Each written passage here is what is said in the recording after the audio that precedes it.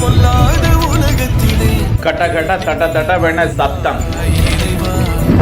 வலி தாங்காமல் கதரும் கதறல் உனக்கே கேட்கவில்லையா? பொத்து கொண்டு ஊற்றும் தண்ணீர். நீ எங்கு போய் தொலைந்தாய் இறைவா?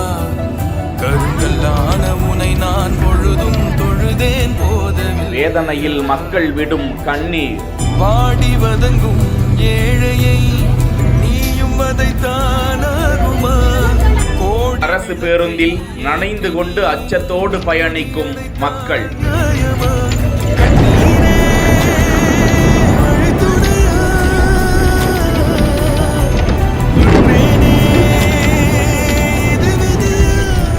கிருஷ்ணகிரியில் வேப்பனப்பள்ளி நோக்கி 48 என்ற எண் கொண்ட அரசு பேருந்து இயங்கி வருகிறது. இந்த நிலையில் மாலை 6 மணிக்கு மேல் கிருஷ்ணகிரியிலிருந்து வேப்பனப்பள்ளி நோக்கி சென்று கொண்டிருந்த போது திடீரென வர்ண பகவான் இடி மின்னலுடன் கனமழையை கொட்டி தீர்த்து விட்டார். அப்போது 48 பேருந்து தனது உண்மை நிலையை மக்களுக்கு இப்படி சொல்லாமல் சொல்கிறது. பேருந்தின் மேற்கூரையில் இருந்து மழை தண்ணீர் பொத்து கொண்டு ஊற்றுகிறது. இருக்கைகள் தண்ணீரால் நனைய, பயணிகள் மேலும் தண்ணீர் ஒழுக, பேருந்துக்குள் இருந்து கொண்டும் மழை தண்ணீரில் நனைந்து கொண்டு செல்லும் அவலம் அரங்கேறியது. மழைநீர் கசிவு பிரச்சனை பொதுமக்களிடையே கவலையை ஏற்படுத்தியதால் பாதிக்கப்பட்ட அந்த பேருந்து பழுது பார்ப்பதற்காக பணிமனைக்கு அனுப்பி வைக்கப்பட்டிருக்கிறது. இதற்கிடையே பொதுமக்களுக்கு தொடர்ந்து சேவையை உறுதி செய்வதற்காக ரூட் 48 மற்றொரு பேருந்து தற்போது ஒதுக்கப்பட்டிருப்பது குறிப்பிடத்தக்கது.